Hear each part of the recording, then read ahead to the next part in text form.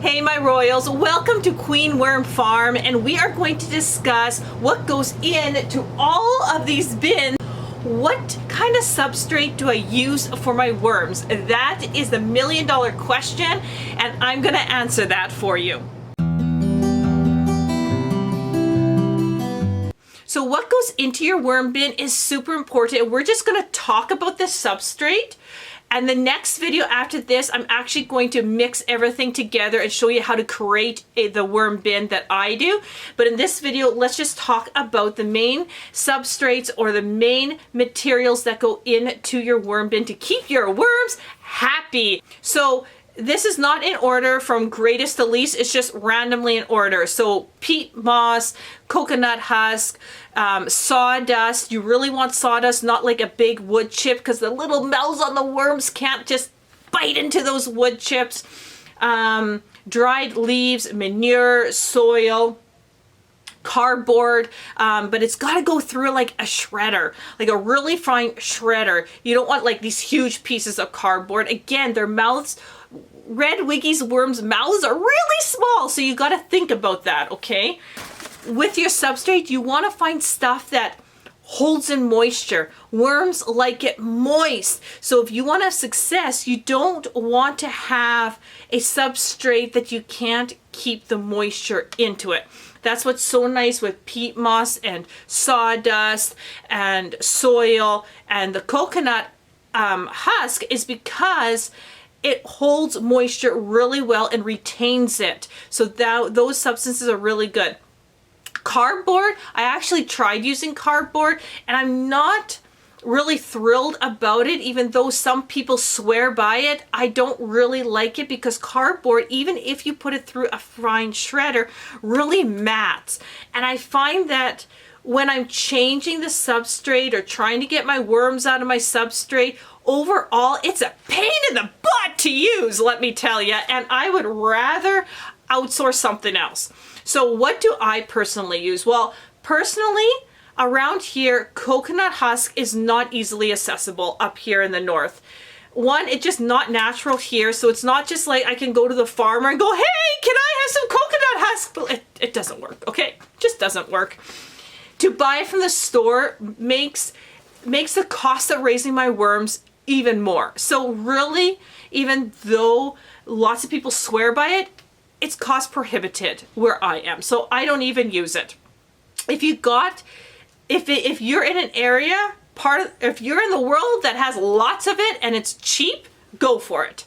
Cardboard, like I said, I don't like it because it mats. I mean, it's just like one big gluey gob of wet cardboard that's really hard to get your worms out, really hard to see the eggs. It's just a nightmare for me to use, and I did a bin and never again. No, doesn't work for me.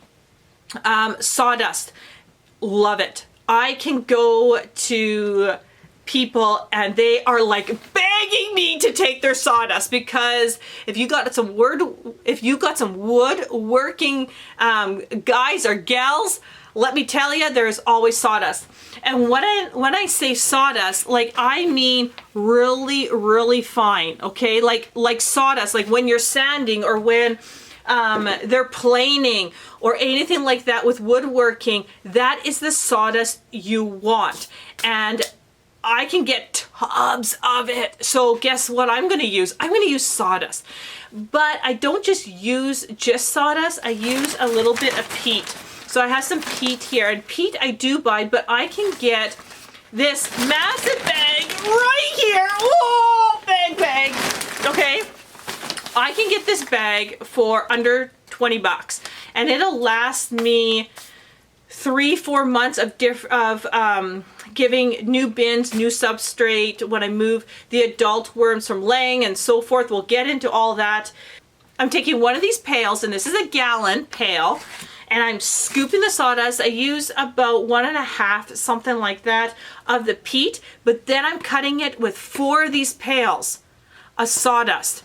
So I'm just adding a little bit of peat to my sawdust, and it just holds in moisture really well. The worms eat that sawdust and turn it into gold. It is amazing what they can do with sawdust. Oh, it's incredible. But the key is not like those big wood chips, like I buy wood chips or wood shavings, they're called, for my chickens in the chicken coop.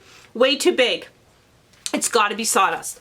Okay, so those are the two things that I use because I can get it very affordable. Now, before you just write off the cardboard, I also find people mixing peat moss with the cardboard, and that definitely helps with the matting. And I did do that too at one point when I first started out. I still don't like it, but that doesn't mean you don't. So those are the main ones that people are using. Now it's kind of up to you to figure out what you like.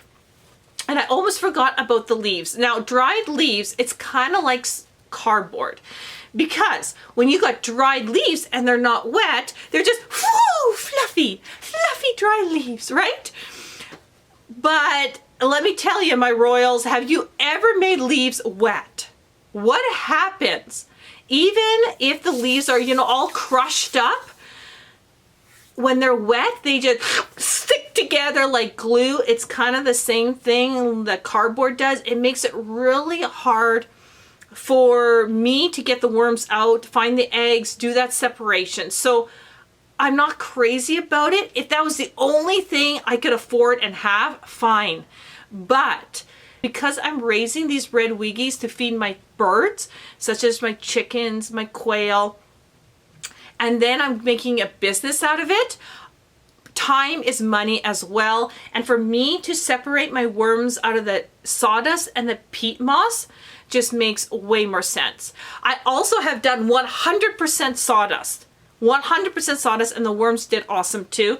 But the down part to that is the color of the sawdust, my royals, right here, is the same color as the eggs.